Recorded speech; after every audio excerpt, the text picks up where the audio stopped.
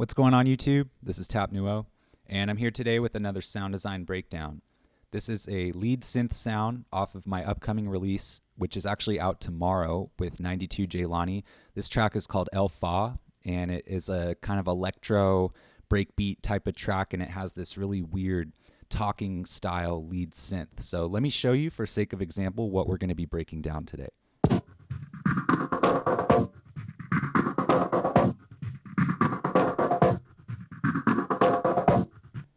And because the record comes out tomorrow, I have most of the session grayed out, and you'll just have to hear the whole thing.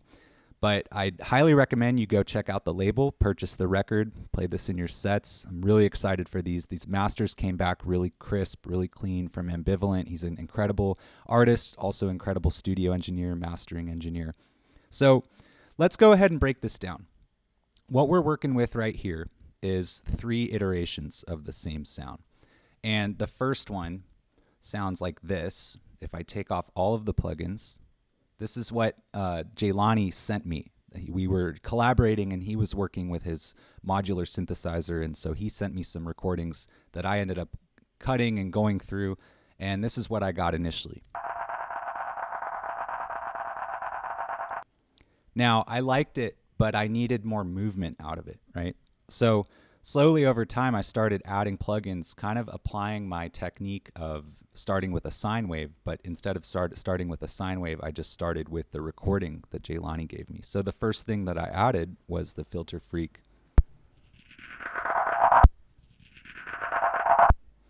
And what that's doing is it's just giving it movement. See, it comes in, it's on a 1 bar with a lot of resonance and a lot of distortion. I believe it's coming with the let's see, the dirt distortion, analog distortion. So that starts already giving it a lot of movement.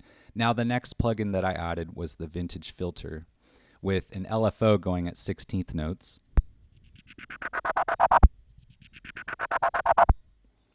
And you can hear the movement starting to happen. Now the next layer to that was to kind of dirty it up with the lo-fi, the Air Lo-Fi plugin.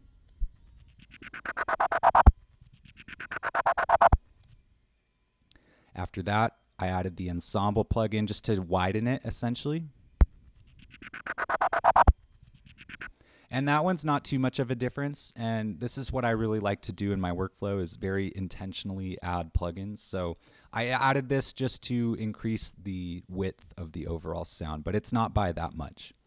After that, just a little bit of EQ, not much, just the simple, boost and then cut technique. And just listening for very specific frequencies that were sticking out a little too much for my taste. So then after that, added another Filter Freak.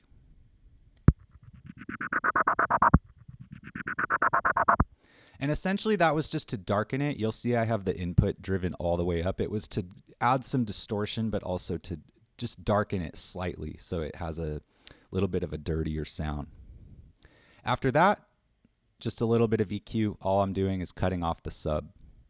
So that's what I started with based on that synthesizer recording that Jelani gave me. Now, if we go into the second version, which was printed out, let me take off all the plugins on this. So that's and that's one thing I should note too. So if you look here, it's pitched down 5 semitones. I wanted it a little lower in the mix. And since I cut off those sub frequencies initially, it allows it to sit cleaner without you don't get all that mud. So started with an EQ, just took out some frequencies that were sticking out in my opinion. Then the enhancer, and now this is a really cool plugin. It's kind of like an EQ plugin, but it boosts at certain frequencies. Just makes things thicker. Sometimes I use the Harmonic Generation, which adds like another sort of it's like a parallel distortion almost, like a tone that you can add in. So you'll hear right here I have some non-linear reverb, and it's not really that large of a reverb. It was just to give it more space because I had already widened the sound, and a great way to increase width is just to add a little bit of reverb. But I wanted to down the line be able to further manipulate it, so I didn't want it like swimming around in reverb. Now from there, I just cut off more of the lows. Actually, cut off quite a bit because I was going to add in more harmonics down the line anyways. So then from there, I have the filter gate, and this really took the sound to the next level.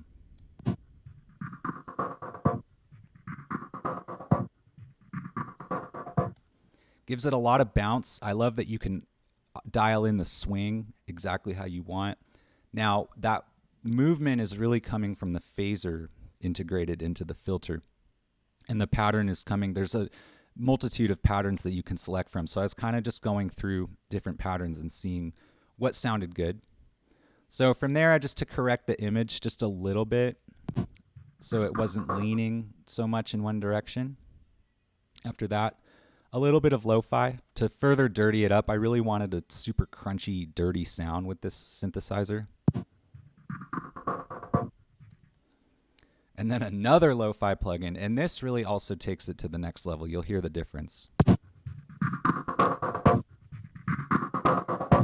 So it's just distorting it, but it's adding a little bit of noise to bring back in those tops, or the high frequencies that were taken out earlier. And the reason I do that is because when you are you're essentially destroying the audio, and then you're building it back up with like a dirtier version of what you want it to sound like initially. And that lo-fi plugin is great because it has such a gritty sound to it. And if you've seen any of my other videos, you'll see this on pretty much every project I do, except for when I'm not working in Pro Tools, which down the line I'll have some further videos explaining my workflow outside of Pro Tools. So look into that coming soon. From there, I just have the Tokyo Nova. If Pro Tools wants to cooperate. Let's see. Yeah, so what that's doing is it's just taking out, it's multi-band compression. It's just scooping out certain frequencies that stick out too much in the mix. So from there, I printed that again. And this is what we ended up with. Let me zoom in. So just for sake of example, let me take off all these plugins. So this is the printed version of what we were just working on. And it's pretty close to how I wanted it in the record. But just to mix it a little bit better, I added the Kramer, boosting some of the mid-range as well as the top. Added another Ensemble plugin just to widen it further. Because the drums on this record are so mono, I wanted the synth to kind of sit around it. So from there, another Kramer, just boosting a little bit more of the same frequency range. And then a compressor to catch those peaks. And then another Tokyo Nova. And that's really just to cut off the low end, but also to do some multi-band compression. Which, why does this plugin never want to load correctly? Well, okay, so...